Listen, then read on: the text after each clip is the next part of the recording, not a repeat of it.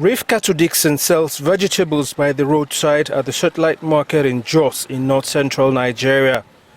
She says she can't afford to pay for a shop for her business. It's not a pleasant experience at all.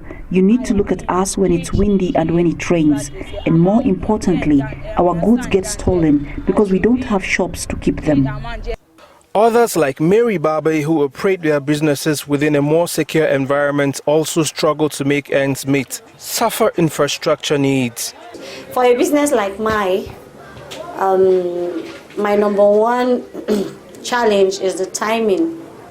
You know, sometimes you'll be working with a client, and then once it's time, the government will come and you have to close.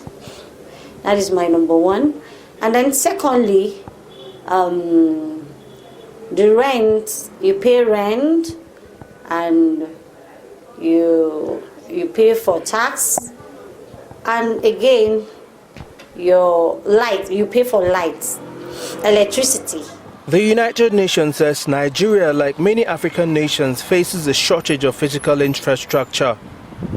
It says only 38% of the population has access to electricity, with poor road, rail and ports facilities. This continues to hinder economic growth and increase the cost of production. Bad road oftentimes will translate to more expensive transportation, and that again comes back to your cost of production. When you don't have that power, you're forced to run either a generator, right? Diesel or fuel, whichever one you're using. But whatever you're running, it means it's bearing cost on the cost of your production or the cost of even taking something out of your profit. According to the World Bank, delays in obtaining necessary connections to electricity in the country can average up to 80 days, while electricity outages occur an average of 91 days per year. It says this remains a formidable obstacle to the expansion of national output and the generation of surpluses for export within the region.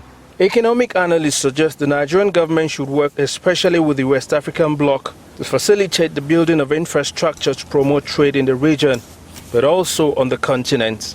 The real principle of creating wealth is that money must circulate among you. It means I buy from you, who is my brother, and you're living around me. You buy from me. That way we're exchanging money. That's how a country grows. The government in January last year signed a memorandum of understanding with a multinational engineering company for the construction of a $2 billion rail line from the country to Mararaba in Niger Republic. It says the completion would serve import and export of goods for Niger Republic and other countries in the sub-region through Nigerian ports. Nigeria would earn revenue through expansion of trade and commerce, while the people of Niger Republic would benefit from ease of transportation logistics at affordable costs in their import and export business.